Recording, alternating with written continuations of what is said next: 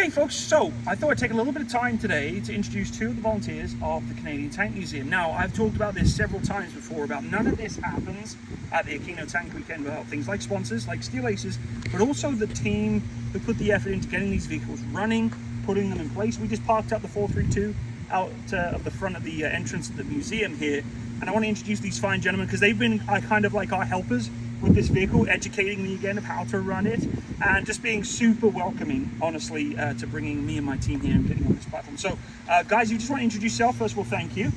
What's your name? Ian Lawrence. Ian Lawrence. And Nigel Lawrence. Nigel Lawrence. So, brothers, right? And I'll just let them introduce what they do with the museum a little bit, and maybe a little bit of your history, how you got there. I'll start with yourself. So I'm probably the most junior member out of the two. Well, not probably. I've only been volunteering about a year here, but I've been around the museum for a couple of decades at least, because I was in the Ontario Regiment, which is the originator of the museum, the grandfather of the museum, I guess you could say. So I've been around here for a number of years. I call volunteering here choose your own adventure. If you want to get into the history and a lot of tour guiding, you can do that. If you want to get behind a wrench and work on mechanics, you can do that.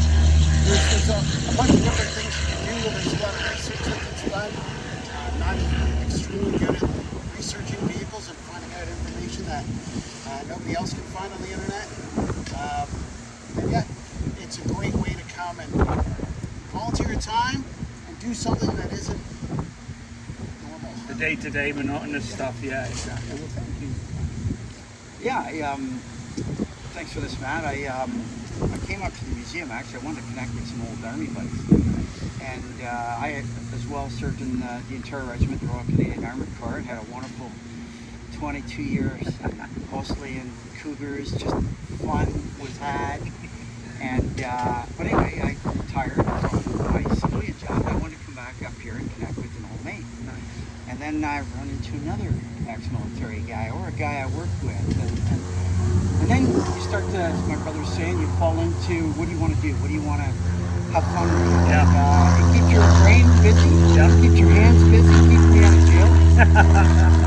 But yeah, I do some building maintenance, but I then fell onto some vehicles that were very similar to the armor training that I did. So I started in the T-72 turret, working on a gunnery system, and then I sort of helping the mechanics out with some of the engine stuff. And then there's another vehicle. I fell onto the BV-206, and I had, I love doing research, so I had to self-teach a bunch of stuff. And I'm working with a wonderful fellow, Malcolm, who used to be an engineer, and I'm handing him wrenches and I'm learning at the same time. So it's just a lot of fun. It's big boys' toys here, great people, and it also helps with the history, maintaining some beautiful Canadian history, as well as Commonwealth countries. What's one big family? That's right. So, yeah. Awesome. And it's funny you just mentioned that, because as we were pulling this up, I don't know if you can see, maybe my cameraman can pan, we have the Canadian Leopards either side of the British 432 in the middle. So it's almost like a Canadian-British sandwich we got going on here. It's kind of funny, but it's a big deal what was just mentioned there in terms of like the history, right? As much as they're, to your point as well, big boy toys, and they're great to show around, the history of these needs to continue living on and on through generations, and the more events like Aquino that happen, the more money and the more support that can continue the next generation of support to these vehicles. We're going to grow up eventually, and I'm not going to be able to YouTube in 90 years old, but we want to bring more people like maybe you, the viewer, who has interest in helping to volunteer. Maybe you live in the local area, the GTA, Toronto, Oshawa, wherever would be close to the Canadian Tank Museum or other museums. It doesn't have to be just this one. Get into it, look into volunteering. I actually volunteer at the Bomber Command Museum in Nanton. So just some context, I come from my civilian career, aviation. So I've been supporting the Bomber Command Museum in Nanton, Alberta. They have a Halifax bomber, they have all sorts of aircraft, and we're actually restoring a Harvard aircraft. Super cool. Wow. Yeah, so, and aviation is a whole new world. I mean, this is just armor planes. If you have a museum and you're interested, reach out to them, even if it's just for an afternoon on a Saturday to go look around.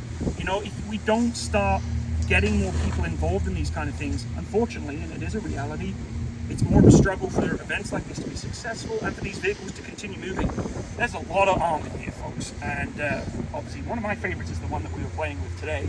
But I want to ask you guys, what is your favorite vehicle in the collection? Now, I know that's a tough question, but what would you say is your most relatable favorite vehicle within the Canadian Tank Museum's collection? Because I'm still trying to so far, the one I want to get my hands on is Leopard. Leopard, okay, that's one. That's the pinnacle. But I climbed, the first time I climbed into the Cougar, which I drove in the military and came up with, it was triggering. It was like when you climbed in this today, it was a familiar feeling when the engine starts and the smell and the feel and all that stuff. So that was there, but therapeutic. Nice. I like that you said that, therapeutic, for sure. Because once you leave, I don't know if I mentioned this, I had a friend say to me, when you leave the military, it's hard to quit cold turkey. For sure it is. Yep. And easing your way out, there's a couple different options. You could work with the Army Cadets, which is rewarding and great. Yeah. And then we have this other option here locally where you could come and volunteer here, and this is a great ease out. Yeah. I mean, it's Slow transition, because that's a good point. You know, I have a number of friends, you know, whether it be British or Canadian, we transitioned out. Going cold turkey from just civilian to military is tough. Especially you guys have done a long length of your service in your careers. It's tough. It can be tough. So this is a great avenue again. Maybe you're a veteran watching this. Maybe you're about to transition out of the military. Go try, you know, a soft transition in civilian world. Volunteer in places like this.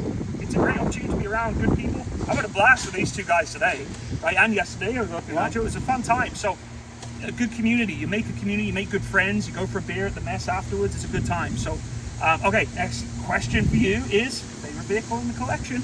So I've been very fortunate. I've been able to wrench on, like, working on the T-72 turret, and the gun system was amazing. A lot of flashbacks. And there's a bunch of other vehicles. However, the latest acquisition for me is just, it's an upcoming project I might be involved with.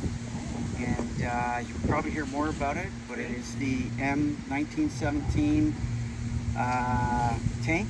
Call it tank, but a 6-ton special tractor is Very the technical cool. name. Okay. And to me, that's a wonderful, because that goes back to the roots of the Royal Canadian Armored Corps. Cool.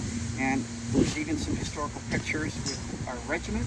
Wow. Or 2 soldiers wearing our cap badge, and in one of those tanks right down here in Oshawa with the cenotaph right behind it. So that's an upcoming project that has become my ultimate favorite, because it goes right back to the birth of the Royal Canadian Armored Corps. And we're going to wrench on that in the fall. 107-year-old tank. We're going to try and restore this beautiful piece of history. That is incredible. So that's going to be fun. That's exciting, right? Again, projects like that can sometimes just come out of nowhere. For example, that project I talked about in my Bomber Command Museum, it just kind of popped out of nowhere. I wasn't planning on it. It was like, hey, by the way, have you ever considered that you could volunteer here and that this aircraft's here? I'm like, that's cool. It just appears. So that's a really unique opportunity. And then the Harvard that you're going to work on, it's kind of ironic that you're sitting on a Commonwealth Air training base. Exactly. Right? Yeah, because Lethbridge, actually, where we're from, myself and my cameraman, and our history ties to our own Commonwealth training base at Lethbridge. The airport was used for bomber and gunnery school. So they had Harvards, they had all those aircraft.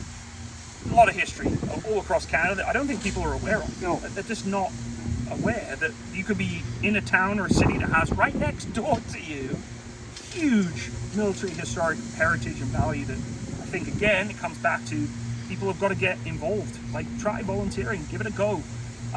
So thank you, gentlemen, for your time today. Appreciate it. And thank you again for your incredible instruction and support to the 432.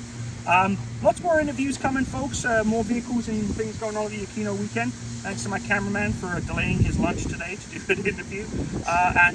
Yeah, we're going to go do some other stuff on the weekend here. So thanks for joining us, folks.